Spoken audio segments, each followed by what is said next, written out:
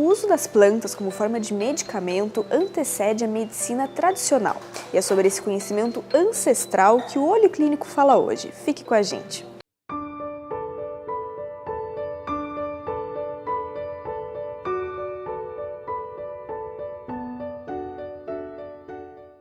As plantas medicinais são todas aquelas que são utilizadas como métodos alternativos no tratamento de doenças.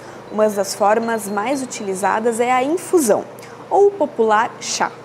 Olha, a gente pode prevenir de várias formas, tanto como chá e como num prato refogado, em algumas ervas, né? Nem todas dá para a gente fazer isso.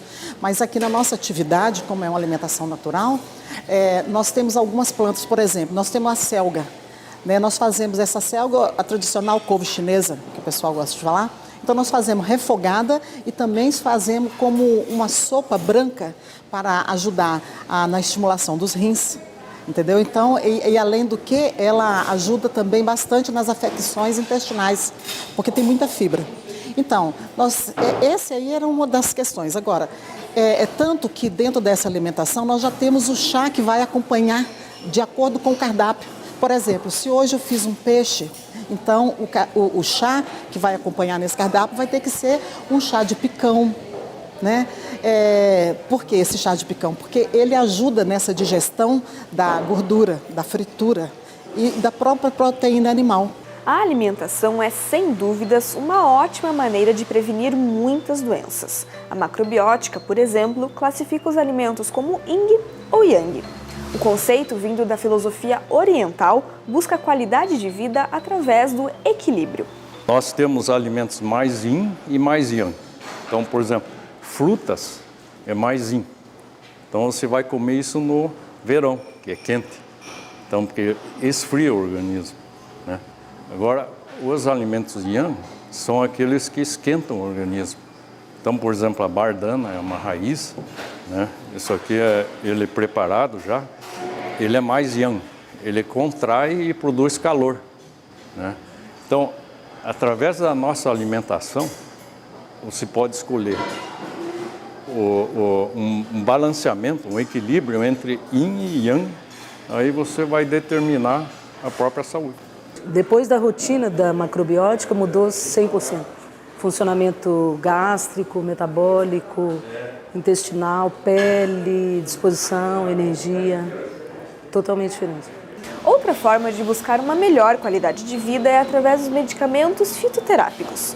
Como todo tratamento, seus princípios ativos naturais também podem trazer efeitos colaterais à saúde. A vantagem é que eles podem ser menos prejudiciais que os medicamentos sintéticos. Medicamentos fitoterápicos são aqueles produzidos única e exclusivamente a partir de derivados vegetais. E o que seriam esses derivados vegetais? São extratos secos ou extratos líquidos produzidos com plantas com características medicinais.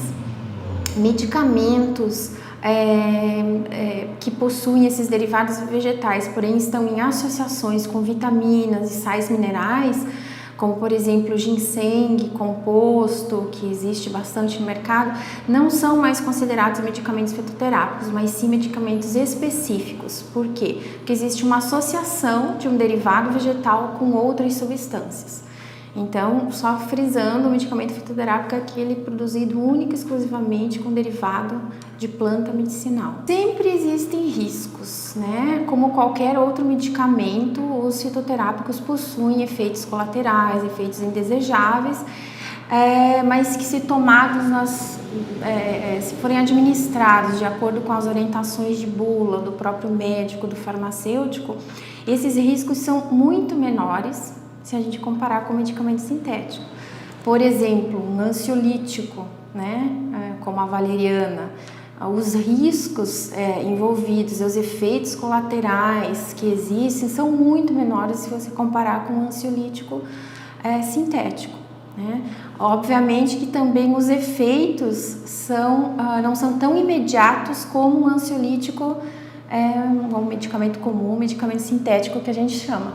Porém, os efeitos colaterais são muito menores. Por exemplo, valeriana não causa dependência, que é um dos riscos grandes que existe com a medicação sintética.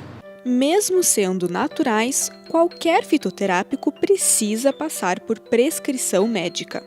E apesar de ser muito fácil encontrar informações internet afora, lembre-se, nem sempre elas são cientificamente comprovadas.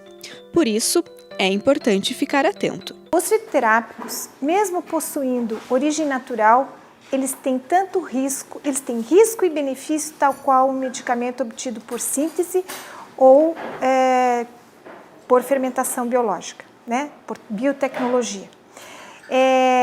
As plantas medicinais possuem uma série de metabólitos químicos que, quando associados, podem gerar uma série de incompatibilidades e interações, inclusive com medicamentos.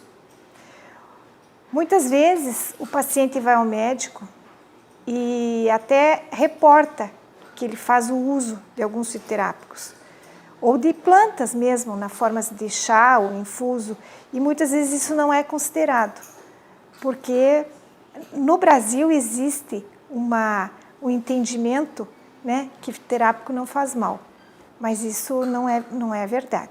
Nós temos que levar muito a sério o uso de plantas, mesmo na forma de chá, como na forma de fitoterápico, da forma farmacêutica medicamento. Febre do Confrei, que saiu nas redes de televisão, jornais, revistas, que ela era utilizado como um medicamento cicatrizante, e depois houveram várias ocorrências de intoxicação por ele conter alcaloides que são extremamente tóxicos, que se depositam no fígado e que são considerados agentes cancerígenos.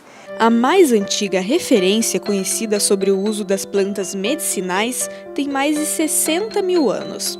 Acredita-se que o homem pré-histórico descobriu as propriedades das plantas observando os animais e aprendendo quais eram venenosas ou terapêuticas. Na China, os primeiros estudos foram feitos em 3000 a.C., quando o imperador Shoshinkei descreveu as propriedades da cânfora e do ginseng. Outro ramo interessante da medicina é a homeopatia. Mas atenção, ela pode ser confundida com a fitoterapia. A homeopatia, ela usa, o princípio da homeopatia ela é o oposto da fitoterapia. A fitoterapia, o princípio dela de ação é de um medicamento alopático, ou seja, ele vai curar os sintomas. Né? Se está com febre, você vai tomar um medicamento para febre. Se está com gastrite, você vai tomar um medicamento que vai combater a gastrite. A homeopatia, ela difere porque ela não trata exatamente o sintoma. Ela busca tratar as causas daquele sintoma. Então assim, é uma cultura, uma filosofia diferente. E assim, você pode ter medicamentos homeopáticos, por exemplo, à base de equinácea. Só que a preparação é totalmente diferente, né? Parte-se de uma tintura mãe, que a gente chama, e ela é diluída inúmeras vezes, né? Então, diferente de um medicamento, né? Onde você tem uma concentração do derivado vegetal bem maior. Então, assim, a homeopatia ela trabalha mais com a energia que essas moléculas, né? Com todas as diluições e dinamizações que são feitas, trabalha no teu organismo como um todo. Então, assim, são coisas bem distintas e que, às vezes, confundem muitas pessoas, né? Plantas como a equinácea, a espinheira santa e o guaco são popularmente conhecidas e usadas por muita gente. Esse tipo de conhecimento é bastante antigo e pode ajudar no tratamento de algumas doenças.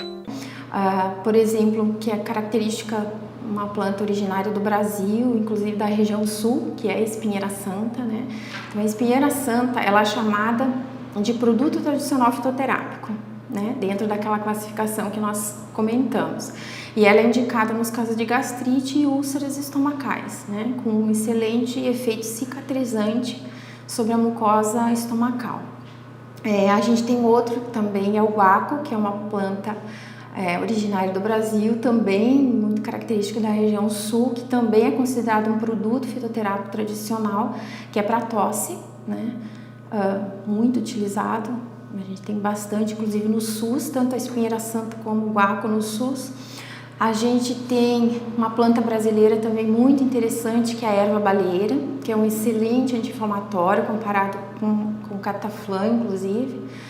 com efeitos colaterais muito menores.